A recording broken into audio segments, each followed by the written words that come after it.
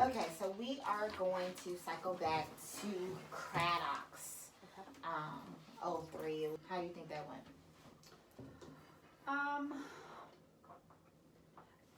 trying to think back. I know there was like profound moments for me that stuck out. So the first was she didn't understand my deliverable.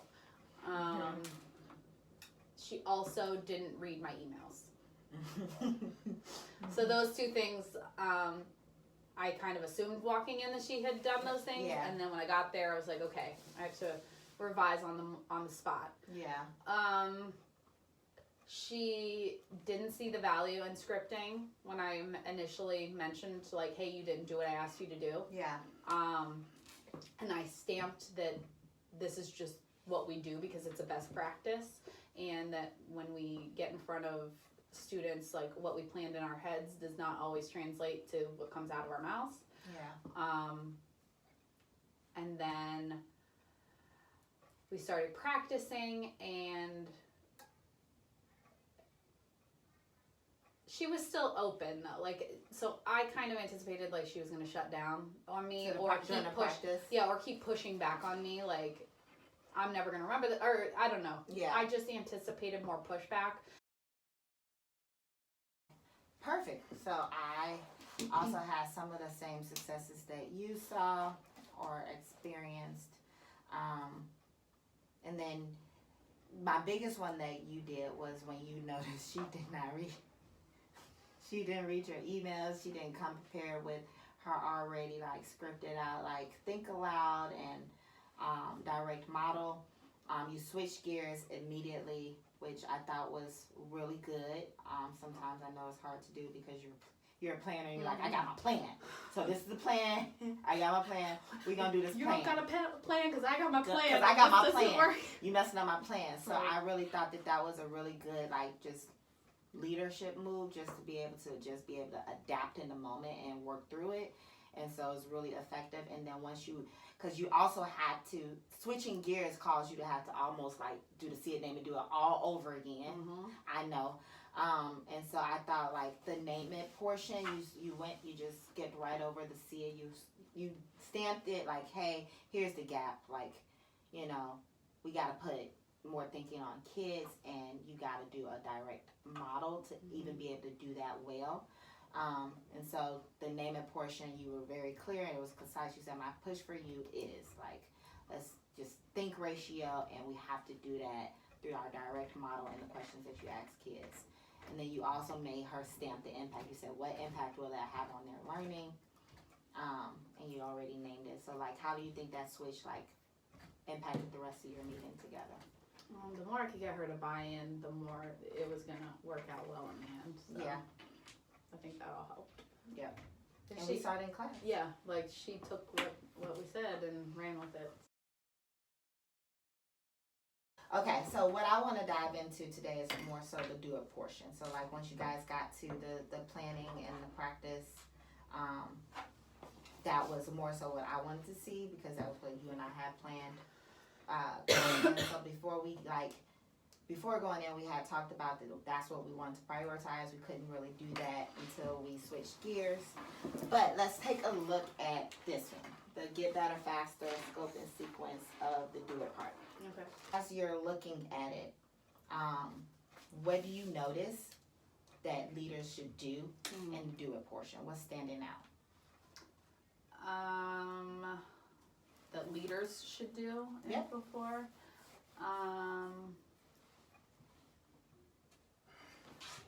So concisely, like, what is an effective do it? What tenets are in an effective do it? Well, it says push to make the plan really precise. Model if needed. And then debrief after the leader models. Then practice it. Make them stop at the point of error, make them do it again.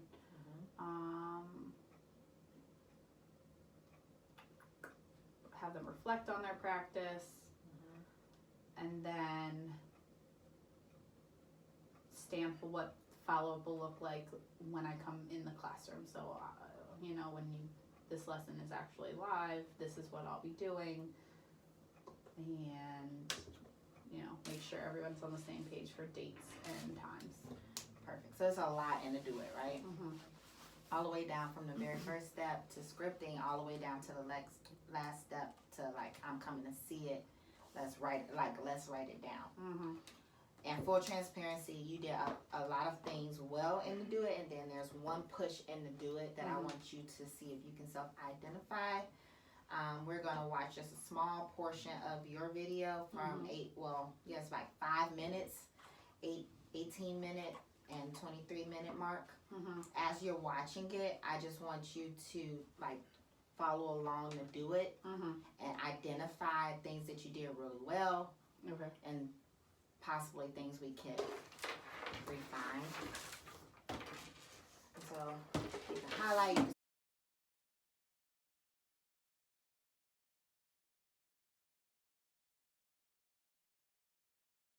So let's talk about it. What did you notice?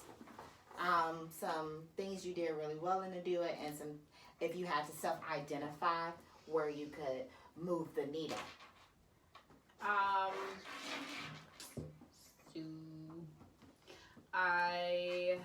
I'm going to be writing this down because we're going to revisit. I pushed her plan to be more precise. Mm-hmm. I thought I did that well. I modeled for her with the show call when she didn't know what that would look like. Yep. We practiced. In general, that happened. I didn't have her stand up and move around. Not as high leverage in that moment, but also I cycled back to her on Monday because her doc cam wasn't set up, so I helped her set that up on Monday before she taught on Tuesday. Anyways,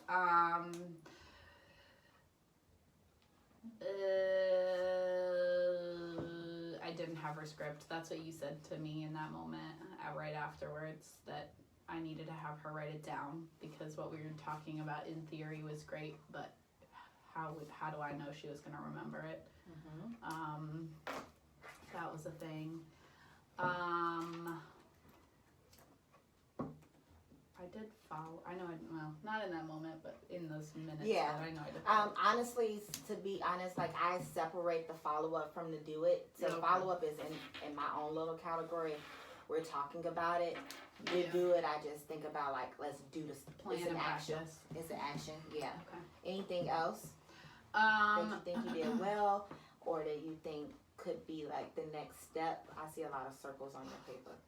Let's talk about the circles. The first circle was what? Scripting. What's the second circle? Well, that was when we didn't move around the classroom. Okay. The third circle is doing additional rounds to add complexity.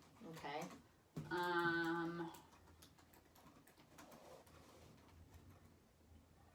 Okay.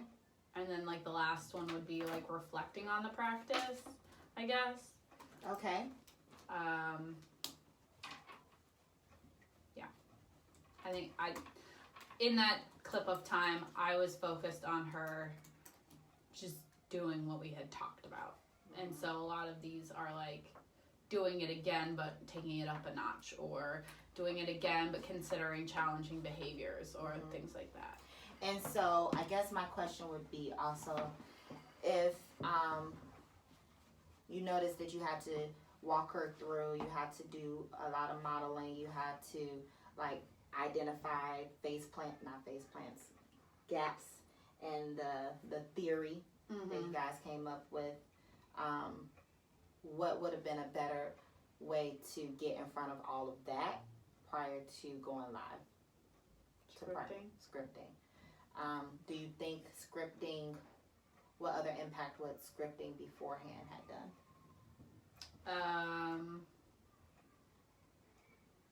There were a lot of times where we had light bulbs in the middle, or she had light bulbs in the middle of the practice, and so it kind of interjected, or thinking about are they going to have their paper in front of them, or are they going to use the book, or I want them to use the T-chart, or those little epiphanies. We could have, if we scripted well, we could have ironed those out before and actually got a seamless practice versus a choppy one. Yep. And so that's exactly what I was saying. Like, I don't think it was choppy. It seemed like more so the practice was brainstorming and working through like how to make it a great plan. Which wasn't my original intention. But you have to switch. But it ended up being that because she kept having light bulbs of like, oh, I didn't think about this or I didn't think about that. Okay, so based on now, what you think your action step is the coach. Make them script it first. Before so we can iron out every little detail. And while you're scripting, like, what should that planning look like? You already said one thing to think about in the scripting/planning part. Anticipated misconception. Yep. What else? What is the teacher doing? What are the students doing? Perfect. Questions. Yep. The specifics. Yeah.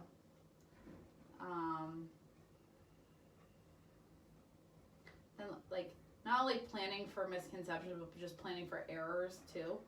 Pressure with some light add-bats to make sure it's perfect. Yeah. Yep. So like not always being Anaya in the practice and being the perfect student, but instead like being a more challenging student. Yep. So she's ready for all angles of that.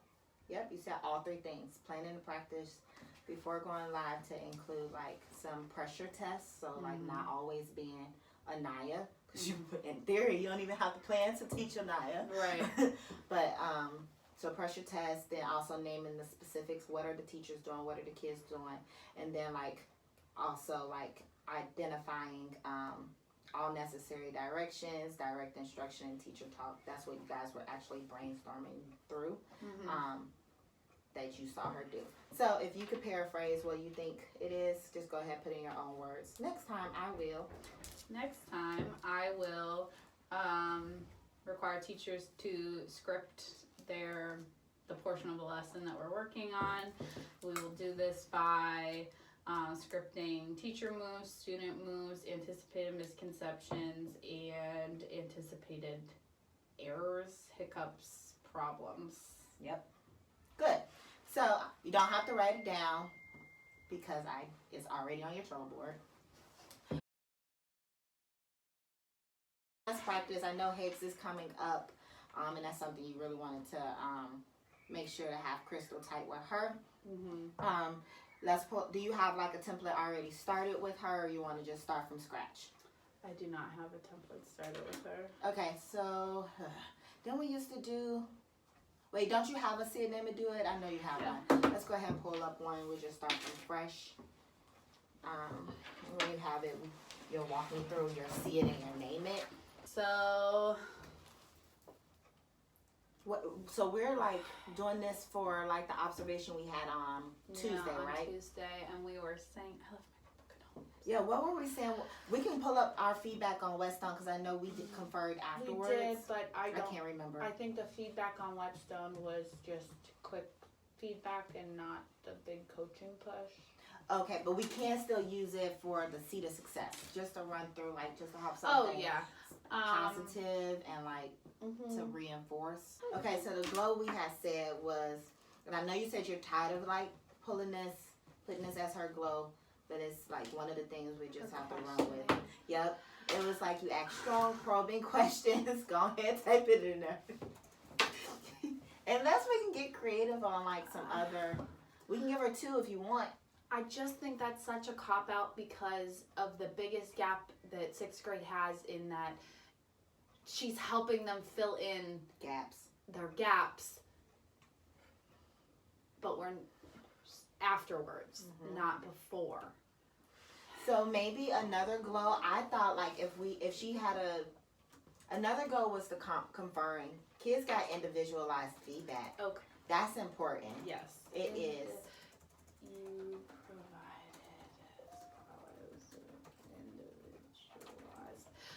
I remember writing, like, she had a high bar of excellence for their written responses, so she wasn't accepting incomplete sentences. I remember writing that in my notebook, so I'll put that. Okay. The gap was that there was no model or guided discourse, but we also talked about how we didn't see that, and so I need to have her name it herself that she didn't do that. What we can do is we can be more intentional in our line of questions. What would be some questions that we could ask her to help her see the gap? So,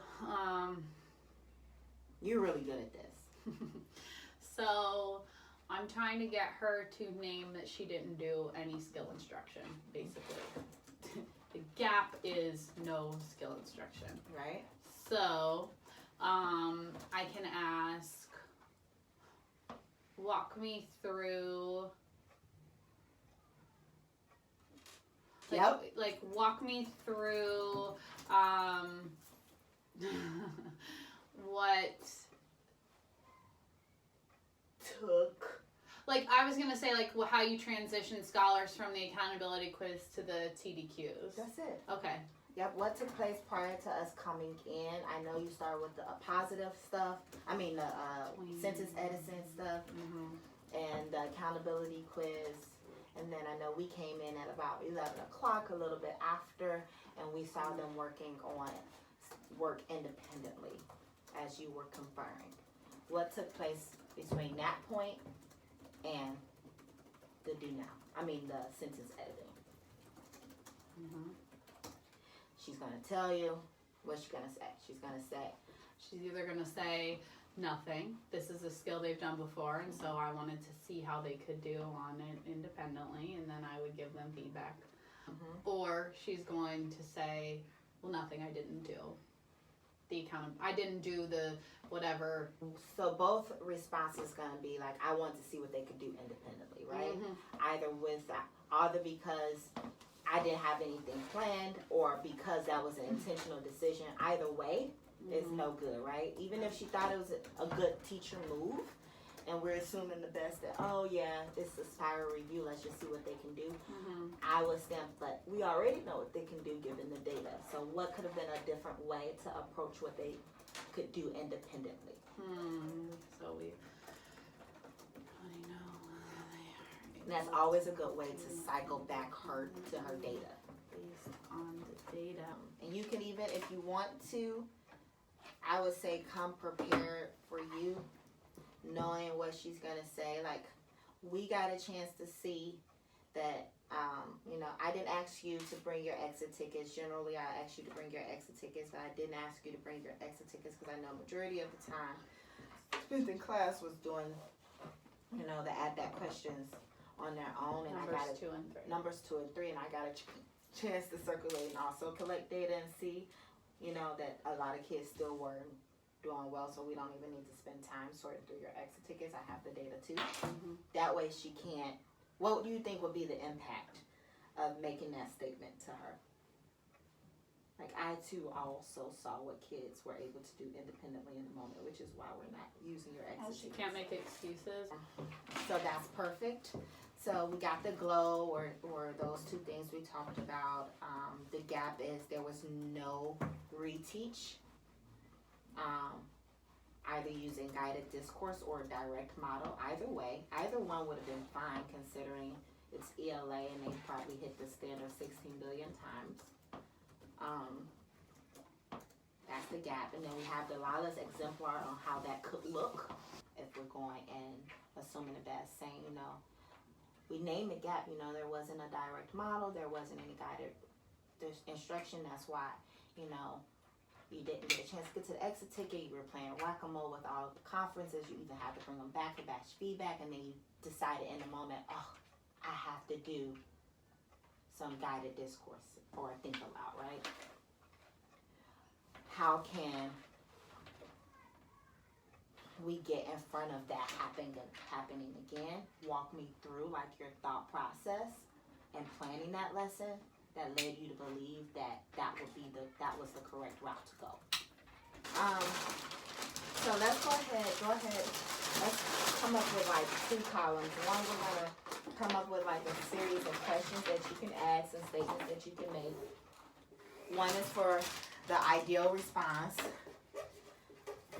and the other column is the pressure test. Fire.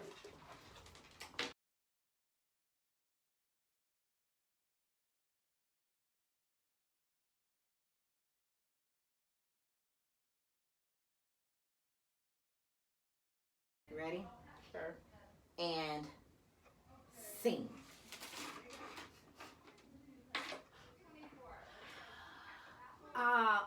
Hold on. Are we starting from the successes or no? No, we're gonna we're starting from the name it. Okay. Or see the gap. Okay. So wait, I have to do. Can I do a really quick success because it just doesn't. We can go through the whole thing. Okay. So it was a really great pleasure being in your classroom on Tuesday. I realize I don't get a lot of chances to sit in there for such a long period of time, so I always just really enjoy seeing like what's happening in your classroom. So that was really a nice shift of pace for me. Yeah, you guys were in there a long time. Sometimes it's just nice to sit still. Yeah, true. So there were some really great things that I saw happening while we were in your classroom. First, I'm going to have you reflect on what you thought was going really well during that block. I really like that I had the opportunity with that class to just have my individual conferences, and Emily was in there helping out. I got a chance to see like where they all were like one by one. For sure, that was something I also had shouted you out for. I loved that you had the opportunity to do so much individual feedback with kids. Yeah. What's the impact of that? It's just they're all over the place, that class. Like, like one size doesn't always fit all with them, and like I felt like I was really able to really see what each kid needed and push them in their direction instead of just making some blanket statement that everybody didn't need. For sure. I think that's definitely impactful. Some other really great things that I saw you doing, you were setting a really high bar of excellence for those student responses. Even though they were individualized, you were giving them individualized feedback, you were still setting a really high bar of explaining how and pushing complete sentences and all of the key things that we really focus on for writing. So that was awesome too. Thank you. For sure. So one thing I want to dive into a little bit more is the transition between the accountability quiz that was at the beginning of the packet, and then from when I walked in around 11:02 where they were working on their TDQs. So can you just walk me through what was that in between, like what did instruction look like in between the accountability quiz, the feedback on that last sentence of the accountability quiz, and then students working independently on their TDQs? Nothing really. Like I kind of, just told them, once you finished your accountability quiz, I'll call them up, give them feedback. I just really wanted to make sure that they had like a literal comprehension before like we started doing like more, higher order thinking and tackling the objective for the day. So once they, finished their quiz, I saw like where they were, or sent them back to read some more, or read again to answer the questions correctly, and then right after that, like they jumped right into the TDQs. Okay. And so I know this is a standard that they've done a million times. Yeah. And you've been teaching 6.1 since the beginning of time. Like right? if I never have to look at 6.1 again, I'll be okay. Right. I'll be okay. I totally understand. And so it seems, from what I'm hearing you say, it sounds like you just want to see like, y'all, I've been teaching this a million times. What can you do on your own? Yeah. And then follow up with that really great individual feedback that you do so well. I mean, I told them, like what the standard was. We were just trying to find some real good evidence to support our claims. And then I had the thinking steps in there for them to use, constantly reminding them to use the thinking steps just to, make sure that they were going about it the right way. Yeah. And perfect. So I do remember, though, I want to push you a little bit on that. So I hear you say, like, you had thinking steps, like, pushing them to use those independently, which is awesome, but I do want to push you a little bit on your thinking, because I remember that we talked about 6.1 in our end of module analysis conversation like 2 weeks ago, and how that was such a low performing standard. And so I was just wondering, like, between 2 weeks ago and now, have you collected any data surrounding 6.1 and how they're progressing or moving the needle on that as a class? No. Okay. And so, okay. Because that's not the question. Walk me through process, blah, blah, blah. Okay, affirm, yep. The next step after I told you, you know, like. So I was saying. So I want to push you on your thinking. So yeah, I want to push you on your thinking. I remember this was a low performing standard that we talked about at end of module 2. Walk me through your thought process and the data you collected. Okay. To determine that a model or instruction wasn't needed. That's not what you asked me. Okay. Try it again. Okay. If I never see you 6.1 again, I'm happy. Definitely. I know you've gone over this standard of finding evidence a bajillion times until you're blue in the face.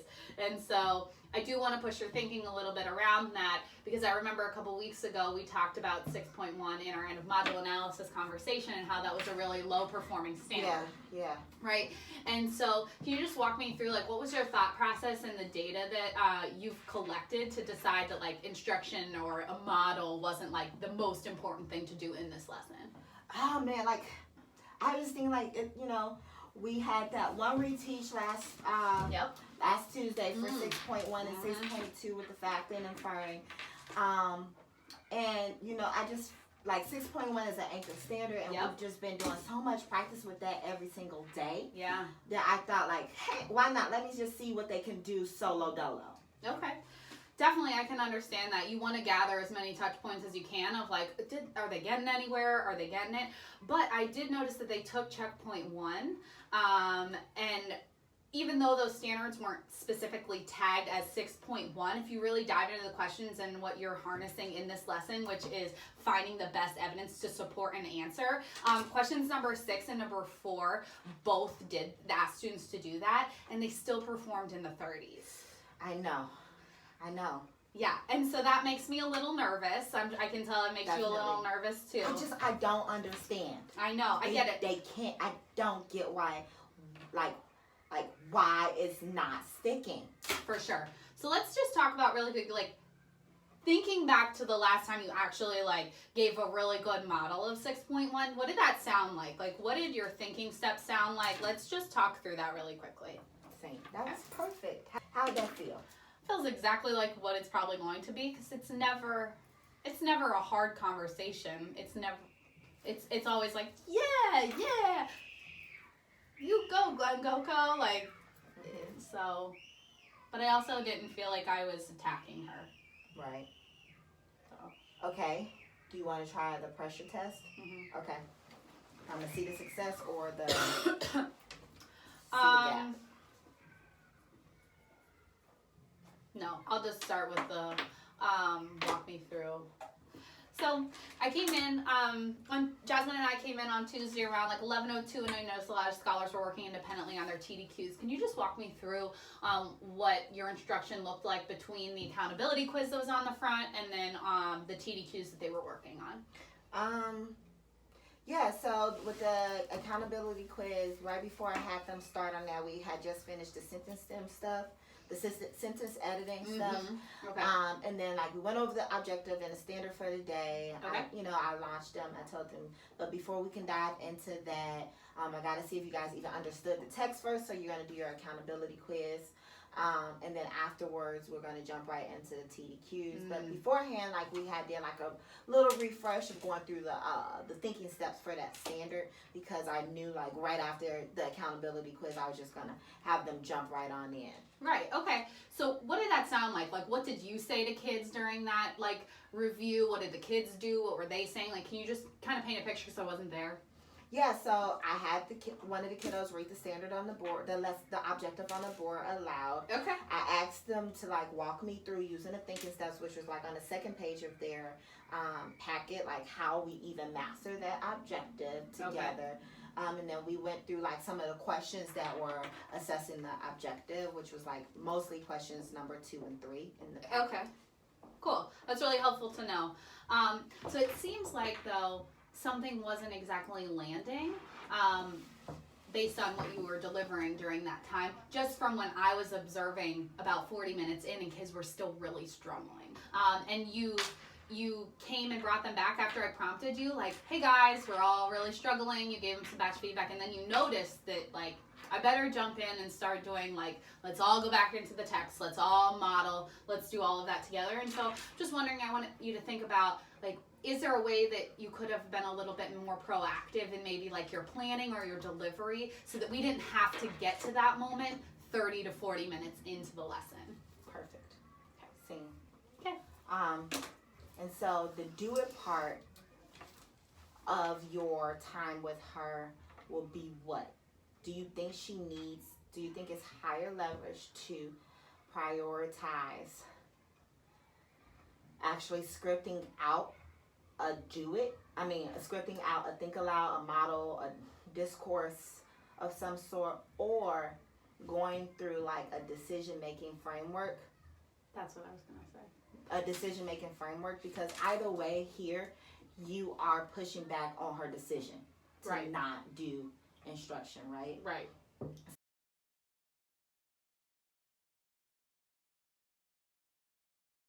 So we would need to come up with a decision-making framework on like when jumping into independent practice without some reteach.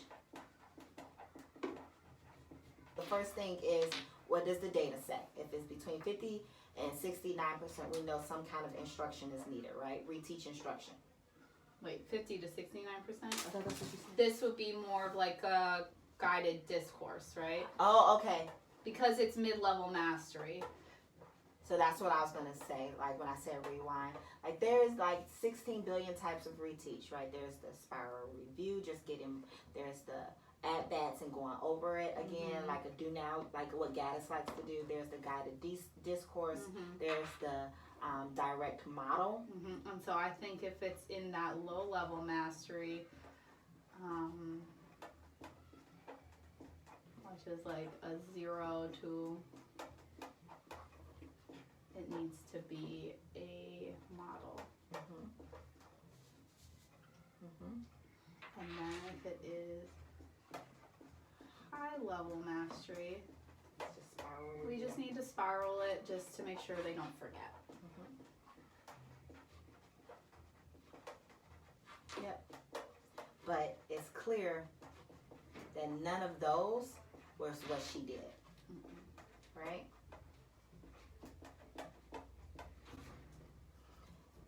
So, let's pull up an upcoming lesson.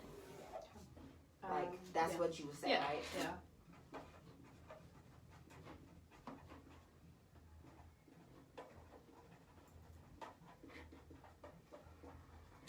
And then use this What's matrix. the standard? Yeah. And use the matrix to determine what to do. Instruction. Yep. And the first step will be like, what's the standard in this lesson?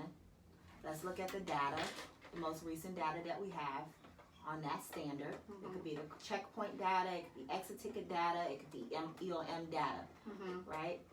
Where are they? What's the mastery level? 1, 2, or 3, right?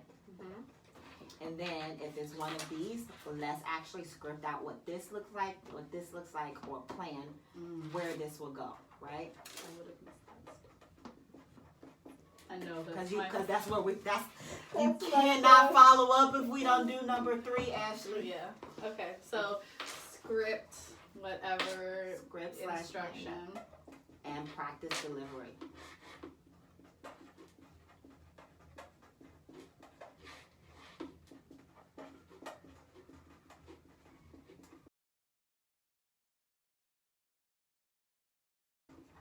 So let's go ahead and run through this. So we've gotten here. Yep. How will we transition from either one of here? So you just landed at checkpoint data set. Yeah, and it was so checkpoint questions number 4 and 6 kind of landed us in the 30s still on this same standard. And so what I'd like to walk through and practice is like the decision making process that you can use when you see standards like this where you felt like I've taught this a bajillion times, but let's root our decisions in the data. Yeah, because I just really went in assuming like they would get it. Like, Jesus Christ, we've been working on this for like literally the first day of school. So yeah, I think that would be helpful. Okay, so great. So let's pull up an upcoming lesson that you're going to be teaching. Great. What standard is that lesson? 6.3. Okay, great. 6.3. So, what's the most recent time that 6.3 has been assessed? There's been an exit ticket, checkpoint. I think it was actually the checkpoint on Thursday. I do remember that too. So let's look at 6.3. Let's look at exactly what their percentages were on questions that were tagged to 6.3. And so I seen 6.3. It's at 31.3. Right, so that's one question, and it actually looks like we have 1, 2, 3, 4 questions all related to 6.3. So what is the exit ticket for the lesson that you're going to be teaching on whatever day? And then we would walk through like the question that was most in line. We could use that percentage data. Nope. The standard is 6.3 that we're doing. Okay, 6.3. What's the second step? What we pulled up the upcoming lesson. Standard, the standard, most recent data, mastery level, but we have 2 different levels of mastery is going to be her argument. Like, well, they did really well on this one, but they didn't do well on that one. Well, it's assessed 4 times, so 3 out of 4 they land where? In the 30s. Okay, so that would be where? So it would be in low level mastery. So that means that we would need to model. Okay. Okay, so if you notice, 3 out of the 4 questions landed where? In 30s. In the 30s. Okay, and so if we're looking at this decision-making framework, where do you think that we should land? Definitely a model of some sort. Yep. For sure, I totally agree. Yep. Okay. Which is what you did in class. Sorry. Okay. So you got it. You got it. So, let's look at your thinking steps and let's script out what your instruction is going to look like. Maybe definitely different than the last time you taught this standard. Now let's practice it. I'll be a student and you be the teacher. Okay, I'm going to follow up by coming to see when is this lesson going to be taught?